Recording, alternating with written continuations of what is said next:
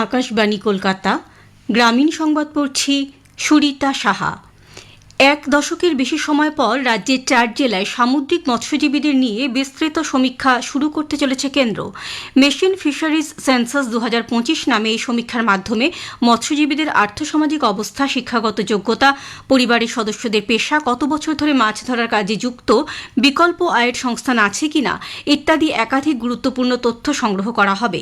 পূর্ব মেদিনীপুর, উত্তর ও দক্ষিণ 24 পরগনা এবং হাওড়া জেলায় এই সমীক্ষা হবে।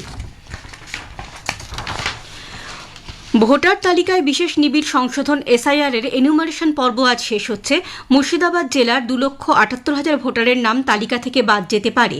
জেলায় মোট 57,64,085 জন ভোটারের মধ্যে 54,85,000 ভোটারের এনুমারেশন ফর্ম সংগ্রহ করে ডিজিটাইজ করা হয়েছে। জেলা প্রশাসন সূত্রে জানা গিয়েছে 2,78,242টি আনকালেক্টেবল এনুমারেশন ফর্ম রয়েছে। তার মধ্যে রয়েছে মৃত ও শিফটেড ভোটার, পাশাপাশি বহু ডুপ্লিকেট ভোটারও পাওয়া গিয়েছে। নানা অনুষ্ঠানের মধ্য দিয়ে আজ সুন্দরবন দিবস উদযাপন করা হচ্ছে। বিশ্বের অন্যতম বৃহৎ এই বাদাবন রক্ষা ও সংরক্ষণের অঙ্গীকারে প্রতি বছর 11 ডিসেম্বর দিনটি পালন করা হয়। উদ্দেশ্য হল ইউনেস্কো স্বীকৃত এই বিশ্ব ঐতিহ্যবাহী ম্যানগ্রোভ অরণ্যের জীব বৈচিত্র্য রক্ষায় সচেতনতা বৃদ্ধি।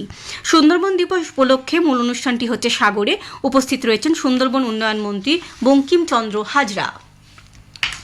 সুন্দরবনের প্রত্যন্ত এলাকার সঙ্গে যোগাযোগের উন্নয়নে রাজ্য সরকার গত 14 বছরে 24 পরগনার সুন্দরবনের 19টি ব্লকে 3,506 কিলোমিটার ইটের রাস্তা ছাড়াও 2,324 কিলোমিটার ঢালাই রাস্তা ও 580 কিলোমিটার পিচের রাস্তা তৈরি করেছে। আজ সুন্দরবন দিবস উপলক্ষে সুন্দরবন বিষয়ক দপ্তরের তরফে এক বিবৃতিতে জানানো হয়েছে, প্রাকৃতিক ভারসাম্য ও জীবমণ্ডল সংরক্ষণে 8,515 হেক্টর জমিতে ম্যানগ্রোভ এবং ঝাউবন তৈরি করা হয়েছে। উচ্চ মাধ্যমিকের 4র্থ সেমিস্টারে পরীক্ষার্থীদের 10 মিনিট অতিরিক্ত সময় দেওয়ার সিদ্ধান্ত নিয়েছে উচ্চ মাধ্যমিক শিক্ষা সংসদ। প্রশ্ন পড়ার জন্যই বাড়তি সময় পাবেন পরীক্ষার্থীরা। আগামী বছর 12 ফেব্রুয়ারি 4র্থ সেমিস্টার শুরু হবে। সকাল 10টা থেকে দুপুর 12টা পর্যন্ত পরীক্ষা চলবে। তবে প্রশ্নপত্র দেওয়া হবে সকাল 9:50 কিন্তু পরীক্ষার্থীদের উত্তরপত্র দেওয়া হবে 10টাতেই। নানা অনুষ্ঠানের মধ্য দিয়ে আজ শ্রী শ্রী মা শারদার 173তম জন্মতিথি উদযাপিত হচ্ছে। উত্তর কলকাতার বাগবাজারে শারদা মায়ের বাড়িতে সকালে মঙ্গলারতি, বিশেষ পূজাপাঠ, হোম, বৈদিক মন্ত্র উচ্চারণের মধ্য দিয়ে জন্মতিথি উদযাপনের সূচনা হয়।